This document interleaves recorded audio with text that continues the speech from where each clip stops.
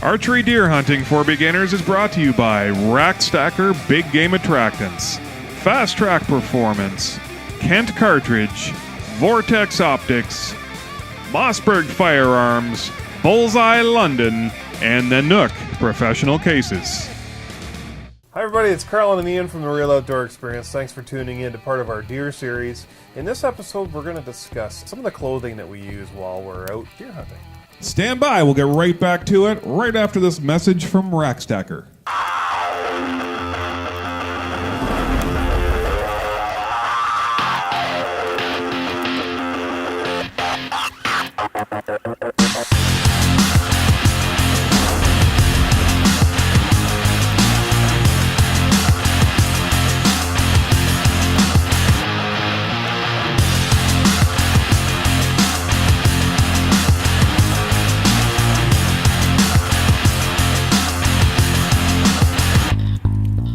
So important. I think, again, we've talked about it in previous episodes about being comfortable and making sure that you've got the right gear to be able to deal with the weather, the conditions, and to be able to sit for extended periods of time.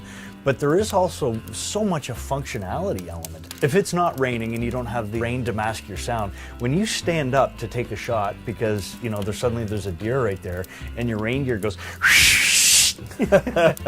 deer, it happens, and if you spend enough time in the woods, that is going to happen. It's got to be raining pretty hard before I'll actually put the rain gear on, just because of that sound piece. I don't mind being a little bit wet unless it's cold, and that becomes a bit of a different story. But we've talked about practicing your shots. How many times will we hunt in the late season with a big fur hat on and 5 different layers of sweater and jacket, and then stand up and then try to shoot and wonder why we miss? Do you put on your gear like that and then practice in the summertime? And I think that you should, just to know what is going to catch on your jacket. Hydrate if it's 30 degrees out. Don't blame us for heat exhaustion.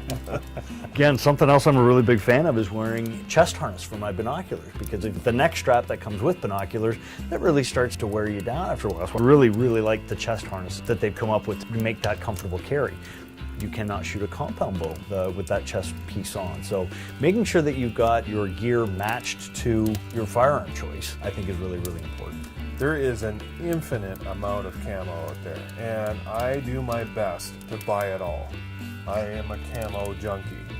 Do you really need it all, though? If I could have done it differently, I would save the money and buy a really decent set on day one. And I know that's tough to do. But the reason for that is you can buy a lot of really cheap camo stuff and it'll get you by for a while. Eventually it's going to fail.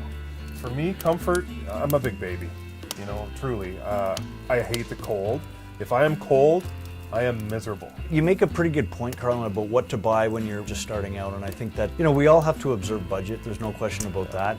And I would encourage people to think in terms of an outer layer, because you can put on any number of under layers, and it doesn't matter what goes over top. But to buy a really thick, insulated, rated to -50 set of camo, you're only realistically going to use that a couple times a year. So if you buy one set that you can wear sort of throughout the season and just make sure that you're layering properly underneath, that is going to get you by. Make sure that it is wind and light rain resistance at a minimum, because those conditions really are going to change throughout the day and throughout the season. Have a good set of rain gear in the pack. Layering is such a great point. Oftentimes it'll be cold when we get out there and ready to walk to the stand. So we'll be completely bundled up. But by the time you get to the stand, maybe you had to walk through a couple feet of snow for a kilometer or so, and we're drenched with sweat. And then you climb up into a tree and it's -10 out, and then you freeze. You're done after an hour. Yeah, you are done. So layering is such a great way to do it.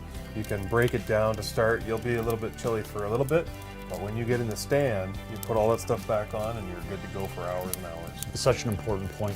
Wearing under layers that will wick moisture away from your body, I think, is hugely important. And then having a wool sweater, wool socks for me for sure, because my feet tend to sweat. I need something that's going to keep my feet warm when they're wet. That's one of the beauties of wool. It's so important to have layers. Don't wear a 100% cotton. Everything out there, you're going to get cold. You're going to freeze. Just do your research. There's all kinds of stuff out there that's going to keep you warm and dry throughout your hunting season. Thanks again from Ian and Carlin, and we are the Real Outdoor Experience. And as always, Keeping it real. Thanks. Take care for now, folks.